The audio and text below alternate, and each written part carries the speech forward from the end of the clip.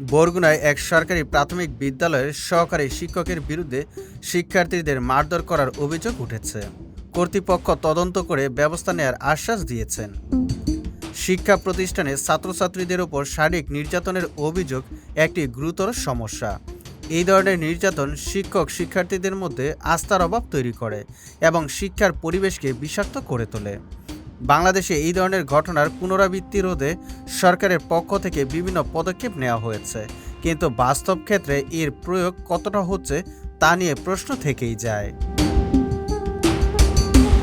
বরগুনার সদর উপজেলার আয়লা পতাকাটা ইউনিয়নের মধ্য লেমুয়া সরকারি প্রাথমিক বিদ্যালয়ের সহকারী শিক্ষক আক্তারুজ্জামানের বিরুদ্ধে তৃতীয় শ্রেণীর ছাত্র রবিউলকে মারধর করার অভিযোগ উঠেছে।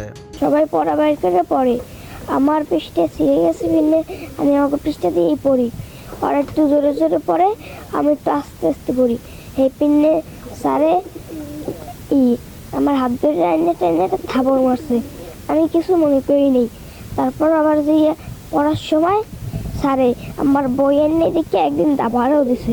কালকে আবার যে আস্তে আস্তে পড়ে বইয়ের নেই দেখে সে আমার প্রথমে একটা কিল মারছে, এরপর আমার এই আপাশে ঘুষিয়েছে। ভুক্তভোগী রবিউলের মা বলেন, মধ্যবিত্ত পরিবারের সন্তানদেরকে ইচ্ছা থাকলেও প্রাইভেট স্কুলে পড়ানো সম্ভব হয় না।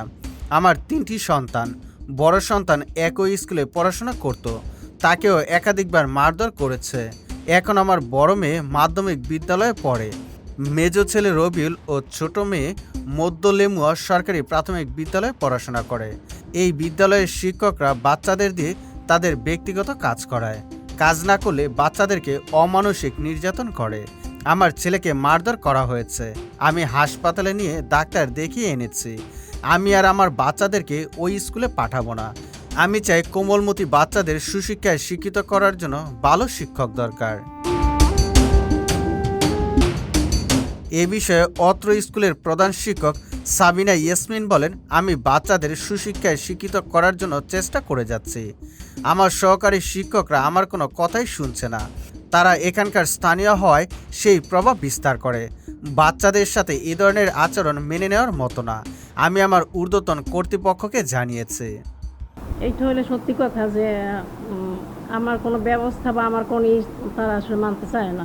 আমি চাই সবাই এইভাবে সম্মিলিতভাবে তো চালালে ভালো হয়, কিন্তু সেটা তো প্রতিষ্ঠান প্রধান যিনি তারা তো মানতে হবে। এ বিষয়ে উপজেলার সহকারী শিক্ষা কর্মকর্তা শওকত আলী হিরণ বলেন, আমি বিষয়টি শুনে দুঃখ প্রকাশ করেছি। এ বিষয়ে অত্র স্কুলের প্রধান শিক্ষককে লিখিত প্রতিবেদন দিতে বলা হয়েছে। সুজিত মণ্ডল, সবার কথা।